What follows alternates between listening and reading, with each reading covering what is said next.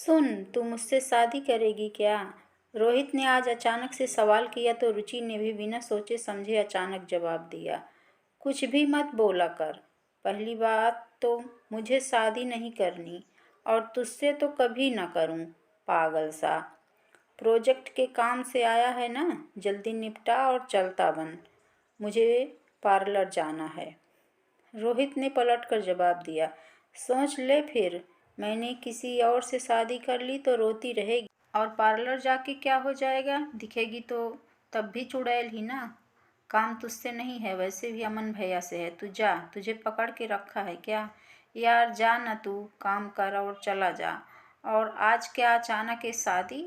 एक तो तुझसे बनती नहीं मेरी और हर बात का उल्टा जवाब देता है।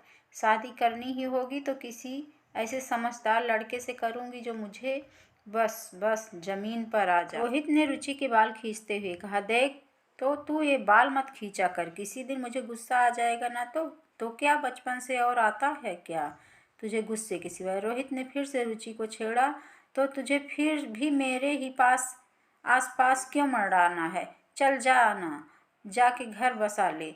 चला जा यहाँ से, रुचि ने झुझलाते हुए जवाब दिया। अरे फिर शुरू हो गए तुम दोनों? अब बड़े हो गए पता नहीं। और वो जब भी घर आता है तो उसके ऐसे ही क्यों सुनाती रहती है?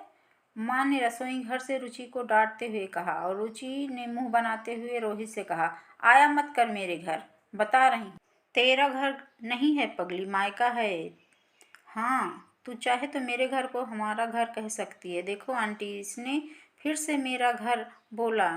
इसको समझ ही नहीं आता, पराया धन है ये। रोहित ने फिर से रुचि को छेड़ा और रुचि ने मेरी ओर शिकायत भरे अंदाज में बोला।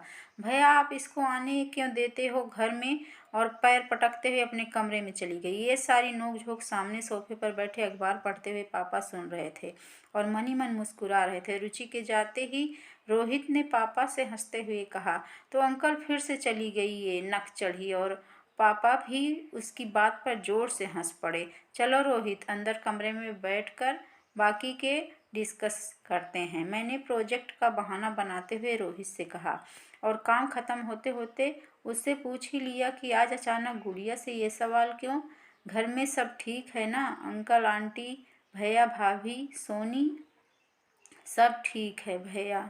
रोहित ने थोड़ा परेशान होकर आना शुरू किया। भैया शायद काम के चलते इस साल शहर से बाहर शिफ्ट हो जाएंगे और भाभी को भी उनके साथ जाना ही होगा। सोनी को भी हॉस्टल जाना ही है। पापा की तबीयत का भी आप जानते हो। तो मैं बस यही सब सोचकर माँ के लिए थोड़ा और बोलते बोलते गहरी सांसें भरते हुए उसने बात बदलने की कोशिश की। इस नकचढ़ी के दिमाग में पता नहीं क्या है। भैया, ये भी तो हो सकता है कि लाडो को कोई और पसंद हो। श्रुति ने कमरे में आकर मुझे और रोही को चाय का कप पकड़ाते हुए कहा। नहीं भाभी, ऐसी कोई बात तो वो नकचढ़ी मुझसे छुपा ले तो मर न जाएगी पेट दर्द से अब तक। रोहित ने श्रुति की बात को नकारते हुए कहा। हाँ जी भैया, लेकिन हमारी लाडो कुछ बातें मन में दबा लेती है, जानते हैं ना आप। और फिर अरे बस श्रुति, क्या तुम भी बिना सोचे बोल रही हो? इन दोनों की नोक-झोंक में बचपन से एक दूसरे के लिए बेहद अपनापन है और 2 साल से तो तुम भी देख ही रही हो ना दोनों को साथ। और ऐसी कोई बात गुड़िया मुझसे भी नहीं छुपाएगी ना? मैंने श्रुति को रोकते हुए कहा। लेकिन भैया, श्रुति भाभी की इस बात को मैं सहमत हूँ कि वो बहुत सी बातें अपने मन में छुपा लेती है। रोहित ने थोड़ा दुखी होते हुए कहा। अच्छा, तो आज मैं खुद ही उससे पूछ लेता हूँ साफ साफ। वो मुझसे कभी झूठ नहीं बोलती। मैंने रोहित का हाथ पकड़ते हुए कहा। ठीक है भैया, बाकी प्रेजेंटेशन मैं घर पर ही रेडी कर लूँगा। इतना कहकर रोहित ने बैग उठाया और बाहर निकलते हुए माँ पापा को प्रणाम कर चला गया। आज रुचि जब से कमरे में गई तब से बाहर नहीं आई। न पार्लर गई, न टीवी शो, न भाभी से मस्ती, न पापा से कोई जिद, न माँ से कोई फरमाइश। तो शाम होते होते मैं खुद उसके कमरे में जा पहुंचा। जाकर देखा तो गुड़िया रानी बेड पर लेटी हुई छत को एकटक देखे जा रही थी और आज राजकुमारी के मिजाज बिल्कुल बदले हुए हैं। मैंने हमेशा की तरह उसे छेड़ते हुए कहा और वो अचानक बेड से उठकर मेरे गले आ लगी और ज़ोर ज़ोर से रोने लगी, मानो मैंने उसकी किसी ऐसी बात को पकड़ लिया हो जिसे वो खुद से छिपा रही थी। और ऐसा आज 26 साल में पहली बार हुआ था। रोते रोते बोली, भैया देखो ना इस अड़ियल रोहित को, कहता है उसके घर को अपना घर बोलूं। क्यों बोलूं भला? मेरा घर ये है और हमेशा यही रहेगा। शादी के बाद भी मैं इसे ही अपना घर कहूँगी। हाँ गुड़िया, यही तेरा घर है और रहेगा। इसी बात पर मैंने मौका देखते हुए पूछ लिया, शादी तो करनी है ना तुझे उससे? हाँ भैया, करनी है उसी से, लेकिन घर मेरा यही रहेगा। आप उसको समझा दो। फिर से रोते हुए बोली, मुझे बचपन से जानता है, ये फिर भी पंगे लेता है। मैं अभी मम्मी पापा से पास जाकर उसकी शिकायत लगा कर आऊँगी। रुचि ने अचानक से अपने आंसू पोंछते हुए कहा। मैंने उसको रोक कर कहा, लेकिन गुड़िया, माँ तो तुझे ही डांट देती हैं और पापा भी हंस देते हैं। तो फिर? भैया, मैं माँ पापा की नहीं, रोहित के मम्मी पापा की बात कर रही हूँ। वो हमेशा मेरा सपोर्ट करते हैं। उसके घर में उससे ज़्यादा मेरी चलती है, पता है ना आपको। एक फ़ोन घुमाने की देर है, बस इसका सारा एटीट्यूड निकल जाना है। तो फिर लाडो, आगे ऐसे क्यों बोल रही थी तुम उनसे शादी की बात पर? श्रुति ने रुचि को छेड़ते हुए दहलीज पर खड़े खड़े कहा। अरे भाभी, पहले तो अंदर आओ, माँ सुनेगी तो फिर उसकी साइड लेके कुछ बोलेगी। और ऐसे अचानक बोलता है शादी करेगी क्या? तो क्या बोलती उसको कि हाँ करूँगी? आया बड़ा, उस पर भी इतना एटीट्यूड और अपना पेट डर लाग। ऐसा ही हूँ मैं, तो बोलता ही नहीं। और आज और हिम्मत देखी थी मेरे ही घर आकर, मेरे ही सामने मुझे ही पराया धन बोल गया। बताओ। अच्छा गुड़िया, और तू जो अभी उसके घर फ़ोन करके धमकी दे रही थी, उसका क्या? मैंने रुचि के कान खींचते हुए कहा। और अचानक लगा कि मेरी गुड़िया दुल्हन बन के चली जाएगी तो सच में ये घर मायका बन जाएगा। रोहित ने रात होते होते प्रेजेंटेशन के लिए मुझे कॉल किया और कॉल कट करते हुए बोला, भैया आपने बात की क्या रुचि से? अरे आज नकचढ़ी ने रुचि, आज उसके भी मिजाज बदल गए हैं शर्मा जी। मैंने रोहित को थोड़ा छेड़ते हुए कहा। और हाँ, बात कर ली। सोच रहा हूँ कल परसों में पापा से बोल लूँ कि अंकल से बात कर लें। और बात क्या करनी है, डायरेक्ट शादी की निकलवाते हैं। माँ पापा अंकल आंटी तो वैसे भी बस तुम दोनों की मर्जी का इंतजार में हैं। अरे भैया, इस नकचढ़ी ने हाँ कर दी, मतलब इसका एटीट्यूड मेरे सामने ख़त्म नहीं होने वाला। रोहित ने हंसते हुए कहा। बस फिर कुछ ही दिनों में शुरू हुआ सिलसिला, सगाई से लेकर विदाई तक का।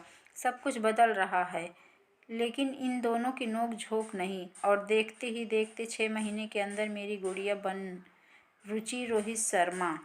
शादी को 1 महीना बीत गया और रोहित रुचि सिर्फ एक बार घर आए थे। रोहित ने भैया भाभी को भी शहर से बाहर शिफ्ट होना था, सोनी को भी हॉस्टल लौटना था, और इसी सब में हमारी गुड़िया भी कोशिश कर रही थी अपना घर संभालने की। कुछ दिनों बाद रुचि और रोहित घर आए तो सबसे मिलने के बाद गुड़िया बिल्कुल शांत सी मेहमान सी बनकर सोफे पर बैठ गई और चारों तरफ नजरें दौड़ाने लगी।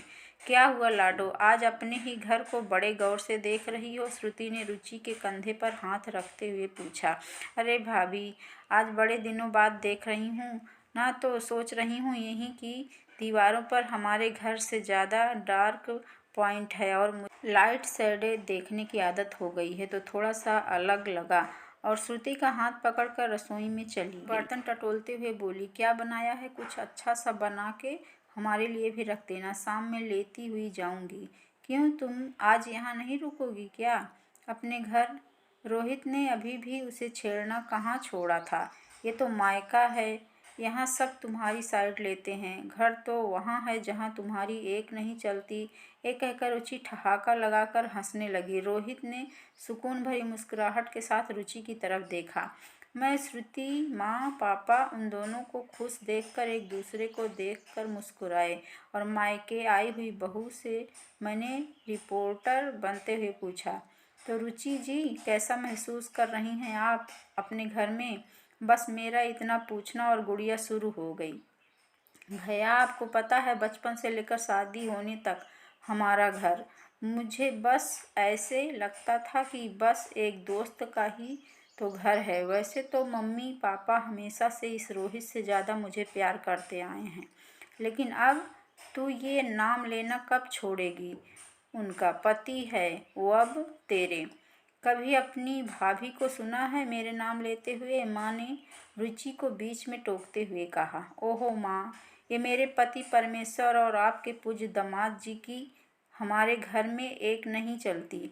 इनको आप लोग ही बिठा के रखो 7वें आसमान पर, रुचि ने रोहित की ओर मुंह बनाते हुए कहा। और हम सब ये सुनकर जोर से हंस पड़े। रुचि ने अपनी नॉन स्टॉप बातों को आगे बढ़ाते हुए कहा, भाभी आपको पता है सोनी का डेली गुड मॉर्निंग मैसेज आता है ना, तो मेरे दिल को बड़ा सुकून मिलता है। ऐसे लगता है जैसे मैं आपको डेली सुबह सुबह हग किया करती थी, उसी तरह उस मैसेज के जरिए वो भी मुझे हग कर रही हो। और भाभी ने भी शिफ्ट होने से पहले ही एक एक चीज़ बहुत अच्छे से समझा दी थी, अभी भी कॉल कर समझाती हैं। भैया के साथ टेबल थी ही, लेकिन अब थोड़ा जेलजी वाली फील आ जाती है। और मज़े की बात पता है क्या, भैया सब लोग इन महाशय को सुनाते हैं कि उससे ढंग से पेश आना, हाय जो सुकून मिलता है। और हम सब उसकी बातों को सुन सुन के मुस्कुराए जा रहे थे। बस थम जा, चटर पटर, रोहित ने रुचि को रोकते हुए कहा। ओहो तुम रुक जाओ ना यार, पापा आपको पता है शादी के बाद बहुत सारी चीज़ें बदल गई, आप सबकी याद तो आती है और कभी कभी ऐसे मन भी करता है कि यहाँ आके रुक जाऊँ कुछ दिन और। फिर अचानक बीच में रुक कर रुचि ने श्रुति की तरफ देखा और बोली, भाभी आप पहले सही कहा करती थी कि मायके में रुकने का मन तो करता है लेकिन अपने घर से जाने का मन नहीं करता। और तब मैं सोचती थी कि मैं तो यहीं आकर महीनों रुका करूँगी, लेकिन नहीं। इन्हें रुचि की बात पर हामी भरते हुए कहा, और क्या लाडो, वहाँ 2 दिन के लिए जाऊँ तो यहाँ पापा जी के लूडो से लेकर मम्मी जी के टीवी सीरियल की गपशप तक सब पेंडिंग रह जाता है। और अब तुम्हारे काम भी तो मुझे करने पड़ते हैं, मम्मी जी से न्यू डिशेस की फरमाइश भी अकेले करूँ, पापा जी के साथ लूडो भी खेलूँ, उस पर भी पापा जी की चैटिंग, और तुम्हारे भैया की पेंडिंग में भी साथ दूँ। वैसे फ़ायदा है ये कि तुम्हारे हिस्से का भी सारा प्यार अब मुझे मिल जाता है। और दोनों ननद भाभी जोर से हंसने लगे। रुचि की बातें सुन के मुझे आज 2 साल पहले का जो सीन याद आ गया, जब मैं और श्रुति उसके मायके गए थे, और वो भी इसी तरह अपनी भाभी को एक एक बात बता रही थी कि किस तरह वो कुछ ही दिनों में वो अपने नए घर में जाके बस गई। माँ पापा रुचि सब के बारे में बता रही थी। उसे जरा भी एहसास नहीं होता कि उसकी शादी इतनी जल्दबाजी में चटमंगनी पट ब्याह करते हुई है, और नए घर में सब लोग बिल्कुल नए हैं, जिनके साथ शादी हुई उन्हें भी ठीक से नहीं जानती। फिर रुचि थोड़ा इमोशनल होते हुए बोली, आप सबको पता है मेरा घर कब मायका और उस बचपन वाले दोस्त का घर कब हमारा घर बन गया, इसका पता ही नहीं चला एग्जैक्टली लाडो। उसके पीछे हमारे फैमिली मेम्बर्स का ही तो सपोर्ट रहा। बस इन दोनों की बातें सुनकर हम सब मौन थे। माँ पापा एक हल्की सी मुस्कुराहट के साथ बस हम चारों की तरफ देखे जा रहे थे। तो फिर रोहित और मुझे भी समझते कहाँ देर लगी थी कि मायका और हमारा घर तक का सफ़र ना तो श्रुति अकेले तय कर सकती थी और ना ही रुचि। हाँ तो दोस्तों, एक लड़की से महिला बनने की यह कहानी आपको कैसी लगी? अगर पसंद आई है तो हमारे चैनल को सब्सक्राइब करें, वीडियो को लाइक एंड शेयर करें और बेल आइकन को ज़रूर दबा दें। Thank you.